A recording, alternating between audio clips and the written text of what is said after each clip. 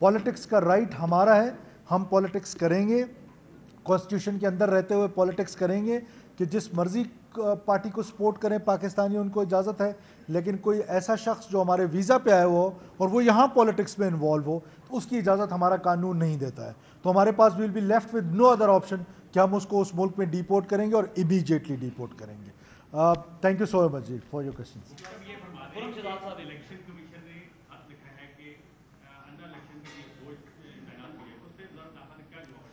دیکھیے یہ جو پیراملٹری فورسز ہیں وہ ہمارے منسٹری آف انٹیریئر کے انڈر کمانڈ ہیں. ہم نے باوجود اس کے کہ رینجرز ہماری سندھ میں بڑے مشکل حالات میں کچے کے علاقے میں آپریشنز کر رہی ہے, F C Balochistan south and north over stretch ہوئی ہے, آپ کو پتہ ہے کہ بلوچستان میں جس طرح کے حالات ہیں. پھر اسی طرح جو کے پی میں ایف سی ہے وہ بھی بڑی آئی ایس ڈیوٹیز میں ہیں اور ایک سیریس قسم کی جو ٹیررزم ہے اس کو فیس کر رہے ہیں. ڈسپائٹ آل دیز فیکٹس ہم جو ریکوائرمنٹ الیکشن کمیشن کی ہوگی پیراملٹری فورسز کے حوالے سے وی ول پرووائڈ دیٹ, اور ہم میکسیمم سیکورٹی پرووائڈ کرنے کی کوشش کریں گے. ہاں جہاں تک پاکستان کی فوج کی بات ہے وہ منسٹری آف ڈیفنس اس پہ بہتر کمنٹ کر سکتا ہے, یہ ان کا ڈومین ہے, آپ ان سے پوچھیے گا پلیز.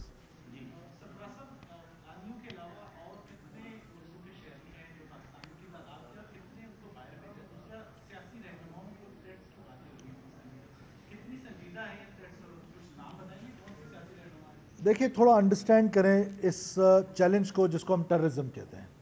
ٹیررسٹ جو ہے اس کے لیے اپرچونٹی چاہیے اس کو, یہ جو ٹائم کی اپرچونٹی یہ اس کے پاس ہے کہ اس نے کب سٹرائک کرنا ہے اور کس پر سٹرائک کرنا ہے, یہ ہمیشہ سے انیشیٹو اس کا ہوتا ہے انفارچونیٹلی, جبکہ ریاست کے اداروں نے ایک ایک انچ اور ایک ایک شخص کو پروٹیکٹ کرنا ہوتا ہے. اب ہمارے ہاں ہوتا یہ ہے کہ جو پولیٹیکل لیڈرشپ ہے وہ آپ کو پتہ ہے کہ الیکشن کے دنوں میں وہ زیادہ ایکسپوز ہو جاتی ہیں, وہ پبلک میں جاتی ہیں, پبلک گیدرنگز کرتی ہیں, ریلیز کرتی ہیں, اور ان کا ایکسپوز ہونا جو ہے وہ اٹ سیلف ٹیررزم کے کانٹیکسٹ میں چیلنج ہے. اب ظاہر ہے لیکن پولیٹیکل لیڈرز کو نہیں کہا جا سکتا کہ آپ گھر پہ بیٹھیں, اور نہ وہ ایگری ہوتے ہیں گھر پہ بیٹھنے کے لیے. They want to remain in touch with their people, they want to stay with people so that وہ اپنا ایجنڈا جو ہے الیکشن کا وہ ان کو بتا سکیں. ایسے میں ظاہر ہے یہ چیلنج ہے, اور پولیٹیکل لیڈرشپ کا اگر آپ پاسٹ میں دیکھیں جب سے ٹیررزم آئی ہے 2002 آنورڈ آپ اگر دیکھیں شوکت عزیز صاحب پہ الیکشن کمپین کے دوران حملہ ہوتا ہے, پھر محترمہ بینظیر بھٹو صاحبہ پہ پہلا حملہ 18 اکتوبر کو ہوتا ہے, پھر دوسرے حملے میں وہ شہید ہو جاتی ہیں. پھر اسی طرح اگر آپ بلوچستان کے کانٹیکسٹ میں دیکھیں تو 2013 کے الیکشنز میں نواب ثناء اللہ زہری پہ اٹیک ہوتا ہے, اس میں ان کے بچے شہید ہو جاتے ہیں. پھر جو 2018 کے الیکشنز میں اگر آپ دیکھیں تو میر سراج رئیسانی کو 200 لوگوں کے ساتھ شہید کیا گیا, جو پاکستان کی بڑی توانا آواز تھی.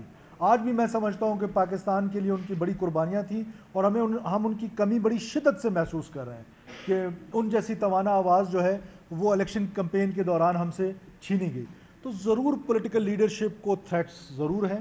اسپیسیفک تھریٹ کسی لیڈر کے حوالے سے ابھی تک ماں سوائے مولانا فضل الرحمان صاحب کے ہمیں ریسیو ہوا ہے, لیکن جنرل تھریٹ پبلک ریلیز میں ضرور ہے, اور ہماری کیپیسٹی ہے, ہماری ول ہے, ہماری یہ خواہش بھی ہے اور ہماری محنت بھی ہے کہ یہ الیکشنز جو ہیں وہ پیسفل ہوں اور لوگوں کو ایکسرسائز کرنے دیں کہ وہ اپنا رائٹ آف ووٹ جو ہے اس کو ایکسرسائز کرے, اور پولیٹیکل لیڈرشپ جو ہے وہ ایکسرسائز کرے اپنی کمپین کو.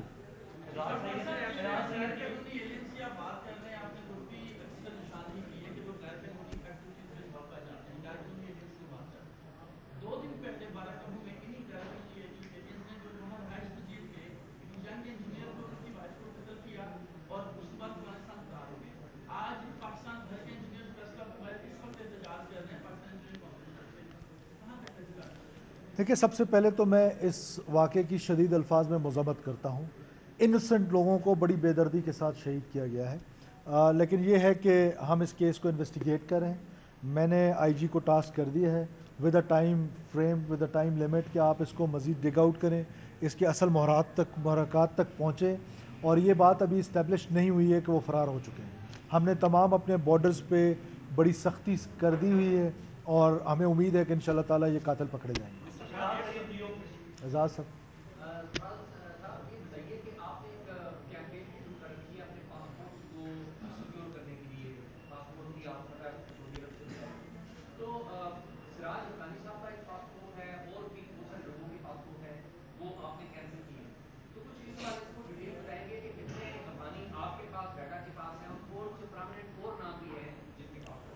देखें मोर टू कम. अभी हमने यही तो हमारा वो था कि हम आपको बता रहे थे कि हम नादरा में क्यों एक लेफ्टिनेंट जनरल लगाना चाहते हैं, ताकि उसका ये जो नादरा जो है अब ये एक सिक्योरिटी का इदारा बन चुका है, नेशनल सिक्योरिटी का. और ये आइडेंटिटी थेफ्ट जो है ये बहुत बड़ा क्राइम है, और ये आइडेंटिटी थेफ्ट के ज़रिए ये आईडी कार्ड्स बने हैं, ये पासपोर्ट्स बने हैं. तो उसको कंट्रोल करने के लिए एक ऐसे आदमी की ज़रूरत थी जो डिजिटलाइजेशन का एक्सपीरियंस भी रखता और सिक्योरिटी का एक्सपीरियंस भी रखता. और उसके रिजल्ट्स अब आपके सामने आ रहे हैं कि उन्होंने आके वो जो रिफॉर्म्स नादरा में रिक्वायर्ड थी फॉर लास्ट मैनी ईयर्स, वो उस पर उन्होंने बिस्मिल्लाह की है. और इस तरह के जो केसेस जिनका शाजी बता रहे हैं, मज़ीद केसेस जो हैं वो हम डिग आउट कर रहे हैं. मैंने आपसे पहले दिन कहा कि हम तह तक जाएंगे, ये कोई एक दिन का प्रोसेस नहीं है, it will take some time. But ये पाकिस्तान एक हार्डन स्टेट बनना है इसको. ये कब तक ऐसा सॉफ्ट स्टेट रहेगा जिसका जी चाहे आके पासपोर्ट बना ले, जिसका जी चाहे आके आईडी कार्ड बना ले, जिसका जी चाहे हमारे किसी भी बॉर्डर से एंटर हो जाए और जहां मर्जी हमारे अर्बन सेंटर्स में जाके काम करने लग जाए, ना हमारे टैक्स नेट में आए, जिसका जी चाहे जिस तरह की मर्जी की स्मगलिंग करे. ये वो फैक्टर्स हैं जिन्होंने हमारी इकॉनमी को ब्लीड किया है. ये वो फैक्ट्स नहीं करते हैं. इसके लिए ये बोल्ड स्टेप्स लिए गए थे सो दैट जो लीगल काम करने वाले लोग हैं वो हम पर ट्रस्ट कर सकें और हम बेहतर काम कर सकें. किसी किस्म की आइडेंटिटी थेफ्ट होगी, जो भी होगा उसको एक्सपोज भी किया जाएगा, आपके सामने भी रखा जाएगा, और उन लोगों को भी कहीं ना कहीं कानून के कटहरे में आना पड़ेगा जिन्होंने ये आइडेंटिटी थेफ्ट में जो है उन लोगों की मदद की किरदार अदा किया विद इन नादरा रहते हुए. बहुत सारी ऐसी इंक्वायरीज़ हुई हैं, बहुत सारी ऐसी अकाउंटेबिलिटीज़ हो रही हैं कि जो लोग सस्पेंडेड हैं जिनके खिलाफ इंक्वायरीज़ हो रही हैं, मज़ीद इंक्वायरीज़ होंगी. नादरा को अब वाकई में सही मानों में एक नेशनल सिक्योरिटी का इदारा बनाया जाएगा. कितने ऐसे ममालिक हैं कि जिनके साथ कैदियों के तबादले के हमारे फायदे हैं, और दूसरा कितने ऐसे सफारतखाने हैं जो अभी तक डिप्लोमेटिक इनक्लेव में शिफ्ट नहीं हो सके? देखिए दोनों फिगर्स मेरे पास ऑनेस्टली नहीं है. बिलाल साहब आप ये बताएंगे कि जो अफगान महाजरीन या इन लोगों को वापस भेजने का जब सिलसिला शुरू हुआ तो अफगानिस्तान की हुकूमत की जानिब से बड़ा रद्द-ए-अमल है. उसके बाद ये इतलात थी कि दोनों जानिब से कोई मुज़ाकरात शुरू हुए हैं, कोई ऐसी बात है और उसमें कोई पेशरफ्त नुमाया होनी? देखिए, मुज़ाकरात तो फॉरेन ऑफिस जो है वो पहले दिन से उनके साथ इन टच था. पहले दिन से अफ़गान की हुकूमत के साथ फॉरेन ऑफिस का एक राब्ता था, और ये हमारा राइट है. ये दुनिया के जितने नेशन स्टेट्स हैं वो सब इसको एक्सरसाइज कर रहे हैं. दुनिया में कहीं पर भी इलीगल एलियंस जो हैं उनको अकोमोडेट नहीं किया जाता. रोज़ाना की बुनियाद पर कितने पाकिस्तानी हैं जो डीपोर्ट होकर मुख्तलिफ ममालिक से पाकिस्तान आते हैं. तो ये हमारा nation state, as a nation state ये हमारा राइट है. इस पर कोई नाराज़ क्यों हो? और अब तो हमारे पास जो सेकंड स्टेज में, ये देखिए ये तो फर्स्ट स्टेज है, सेकंड स्टेज में ultimately everyone has to go back. हमने 30 से 40 साल तक मेहमान नवाजी की है. दुनिया की तारीख में कोई ऐसा मुल्क नहीं है इतनी बड़ी तादाद में और इतने बड़े अरसे तक इस तरह के इमिग्रेंट्स को रखे. तो फाइनली ये टाइम आएगा, द टाइम इज़ कमिंग, जब पाकिस्तान में सिर्फ पाकिस्तानी रहेंगे. हाँ, वो ज़रूर जो वीज़ा लेकर आएंगे जो इन्वेस्ट करना चाहते हैं. हम जब यूरोप को इनकरेज कर रहे हैं, हम जब गल्फ़ को इनकरेज करें, तो अफ़गानिस्तान हमारा ब्रदर हमसाया मुल्क है. जो हमारे मुल्क में रहना चाहता है, जो कारोबार करना चाहता है, वो नॉक करे हमारे दरवाजे पे और हमारे घर के अंदर आ जाए. आप 5 लाख बड़ी फिगर है, नो डाउट अप्रिशिएट करना चाहिए बतौर इंटीरियर मिनिस्टर आपको भी और एजेंसीज को भी.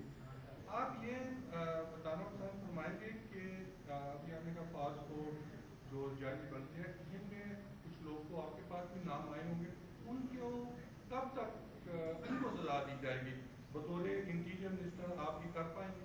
देखिए, बात इतनी है कि अकाउंटेबिलिटीज़ के हर इदारे के अपने अपने सिस्टम्स हैं. इसी तरह नादरा का अपना एक सिस्टम है. रोज़ाना की बुनियाद पर कहीं ना कहीं अकाउंटेबिलिटी चल रही होती है. ज़ाहिर है वो फिगर्स हमारे साथ शेयर नहीं होते हैं. वो एक इंडिपेंडेंट इदारा उसको हम बनाना चाहते हैं ताकि वो अपनी अकाउंटेबिलिटी भी करें, और हमारी उन पर एक सख्त किस्म का चेक है. मिनिस्ट्री ऑफ इंटीरियर की बड़ी क्लियर कट डायरेक्शंस हैं, ऑनरेबल प्राइम मिनिस्टर की बड़ी क्लियर कट डायरेक्शंस हैं कि ये जो आइडेंटिटी थेफ्ट है ये बहुत बड़ा जुर्म है, और इस जुर्म को रोकना ये हमारा फ़र्ज़ है. और नेशनल सिक्योरिटी का इदारा हम इसको इसीलिए कहते हैं कि आज वो बात लोगों को समझ आ रही है कि क्यों हम इसको नेशनल सिक्योरिटी का इदारा कहते हैं, कि ये आज की दुनिया में जब डिजिटलाइजेशन दुनिया में तेज़ी के साथ हो रही है, ऐसे में सबसे इम्पोर्टेंट इदारा मेरे हिसाब से नादरा है. تو نادرا کی اکاؤنٹیبلٹی ہوگی ان لوگوں کی جو آئیڈینٹی تھیفٹ میں شامل ہیں, اور آج بھی ایسے بہت سارے لوگ ہیں جن کی روزانہ کی بنیاد پہ اکاؤنٹیبلٹی ہو رہی ہے. جی پلیز. سر افغانیوں کے علاوہ جو انلیگل رہتے ہیں اور نیشنلٹی کے کون سے ایسے لوگ ہیں جو انلیگل ہیں, ان کے اعداد و شمار کیا اور کتنے کو بھیجا ہے؟ دیکھیں, ایک تو یہ اعداد و شمار پہ فگرز پہ میں ہمیشہ اوائڈ کرتا ہوں کہ اس پہ ہم نہ آئیں. اس کی ریزن یہ ہے کہ جب ہم انلیگل کہہ رہے ہیں تو اس کی کوئی ایگزیکٹ فگرز کا آنا یہ کوائٹ نیچرل ہے, وہ یہ پاسبل نہیں ہے. لیکن یہ ضرور ہے کہ ہمیں ایک رف ایسٹیمیٹس ہوتے ہیں کہ اتنے لوگ ہوں گے, جو ایک میکنزم ہے اسٹیٹ کا اس پہ رہتے ہیں, رف ایسٹیمیٹس ہوتے ہیں. ہاں یہ ضرور ہے کہ اب زیادہ تعداد کیونکہ افغانیوں کی ہے, برازیلینس کی ہوتی تو ہم برازیل کا نام لیتے, اب ہیں جو افغانی انلیگل زیادہ تو ہم افغانیوں کا نام لیں گے. میکسیمم تعداد جو ہے اس میں 99% جو ہیں وہ افغانی ہیں. کچھ اور ممالک جیسے ایران کے ساتھ ہمارا بارڈر ہے, وہاں سے کچھ لوگ آ جاتے ہیں, ہزارہ کمیونٹی کے لوگ جو ہیں وہ آ جاتے ہیں, تو وہ سارے ریپیٹریٹ ہو رہے ہیں. ہمارے لیے کوئی یہ, میں بار بار آپ کو کہہ رہا ہوں کہ کوئی ایتھنک نہیں ہے, کسی ایک ملک کے خلاف نہیں ہے. ہمارا ایک ملک ہے, اس میں ہم 22 سے 23 کروڑ لوگ رہتے ہیں جن کو پاکستانی کہا جاتا ہے. میری آئیڈینٹی 1947 سے پہلے کچھ اور تھی. جب سے یہ کریشن آف پاکستان ہوئی ہے میری آئیڈینٹی اب پاکستانی ہے. میں پہلے پاکستانی ہوں, اس کے بعد پھر کچھ اور ہوں گا, بلوچ ہوں گا, بگٹی ہوں گا, کچھ اور ہوں گا. پہلے I am a proud Pakistani. تو وہ جو پاکستانی ہے ان کا رہنے کا حق ہے اس میں.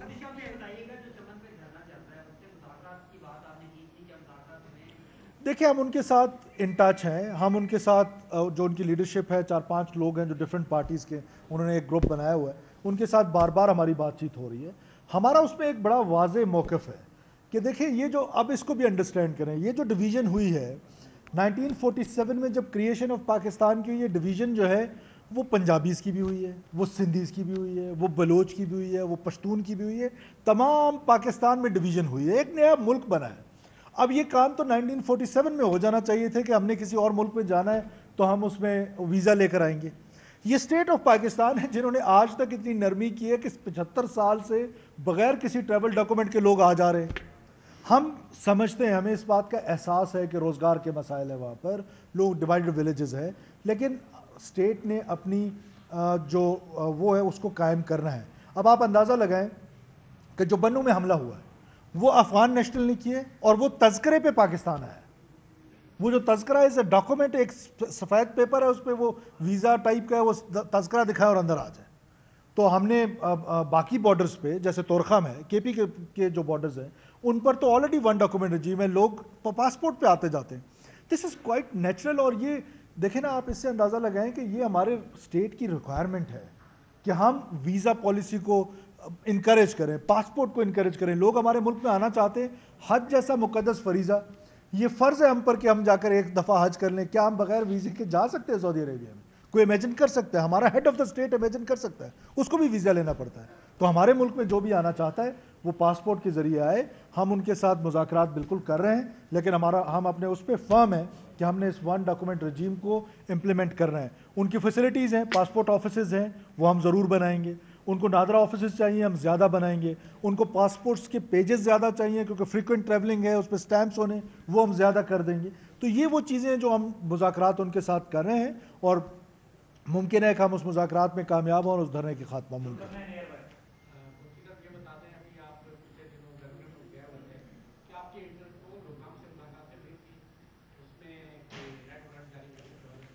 دیکھیے, انٹرپول میں انوائٹڈ تھا, میں وہاں گیا. جب میں وہاں گیا تو معلوم ہوا کہ اسلام آباد ہائی کورٹ میں ایک ہیئرنگ ہے اور اس میں مجھے ان پرسن بلایا ہوا تھا. تو پرائم منسٹر بھی یہاں نہیں تھے, تو میں وہ ملاقاتیں نہیں کر سکا, جو کہ پاکستان کے لیے ایک سبکی ہوئی. حالانکہ ہم نے رجسٹرار کے تھرو ریکویسٹ بھی کی کہ اس کو تھوڑا آگے کر لے, لیکن وہ نہیں ہو سکا. آنریبل کورٹ کا حکم تھا, تو میں وہ اٹینڈ نہیں کر سکا. میں واپس آیا اور مسنگ پرسنس پہ ہائی کورٹ میں پیش ہوا.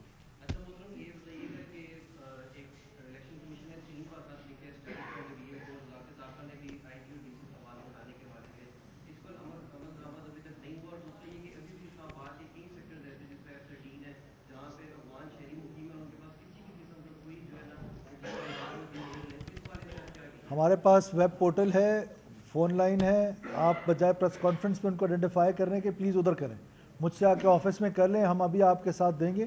کسی بھی انلیگل شہری کی جو ہمیں انکریج کر رہا ہے, یہ آپ اسٹیٹ کی خدمت کریں گے کہ اگر آپ آئیڈینٹیفائی کریں گے, لیکن this is not the forum. The only lady पहले सवाल तो पूछा गया था, सिराजुद्दीन हक्कानी साहब की अपडेट क्या है? और दूसरा, जैसे माजी में भी 2016 में मुल्ला मंसूर को भी पासपोर्ट जारी किया गया था पाकिस्तानी, तो उसके बाद से क्या उसमें कोई बेहतरी मजीद आई है? और जो ऑफिशियल्स हैं उसमें आप मजीद बताएं। देखिए, हम उसको डिग आउट कर रहे हैं। उन ऑफिशियल्स का मैंने आपको कहा, मैंने उसका जवाब दे दिया था आपके सवाल का पहले ही, कि हम इंक्वायरी कर रहे हैं। अकाउंटेबिलिटी का अपना एक तरीका होता है। अकाउंटेबिलिटी का फोरम ये नहीं है। जब अकाउंटेबिलिटी हो जाए, इन्वेस्टिगेशन हो जाए, इंक्वायरी हो जाए, हम किसी को कन्विक्ट करने तक पहुंच जाएं, उसके बाद आप तक इन्फॉर्मेशन शेयर करना आपका राइट है। लेकिन this is not the appropriate time कि हम उसमें आपके साथ शेयर करें कि उसकी डिटेल्स क्या है। पहले हमें अपनी इंक्वायरीज कर लेने दें, पहले हमें अपनी इन्वेस्टिगेशन कर लेने दें, फिर आपके साथ शेयर करेंगे। Last question. I know you जी।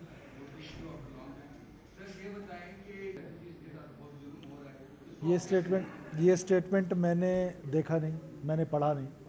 और दूसरी बात ये है कि ये अगर उन्होंने ये स्टेटमेंट दिया है तो उनको जाके कोई बताए कि हम किसी रेफ्यूजीज़ को नहीं निकाल रहे हैं, हम किसी रेफ्यूजी को कुछ नहीं करें। हाँ, उन रेफ्यूजीज़ को जो किसी पॉलिटिकल एक्टिविटीज़ में होंगे उनको डिपोर्ट करेंगे, ये हमारा डिसीजन है। लेकिन ये जो हम इस वक्त जो हमारा ड्राइव चल रहा है वो सिर्फ और सिर्फ उन लोगों की चल रहा है जो इलीगल हैं, जिनके पास कोई ट्रैवल डॉक्यूमेंट नहीं है, वो हमारी दीवार फलांग के अंदर आए। उनका स्टेटस रेफ्यूजीज़ का है ना मेहमान का है। उनका स्टेटस डिफरेंट हो जाता है जब आप किसी की दीवार फलांग के आ जाते हैं। सो आप प्लीज़ सवाल करें।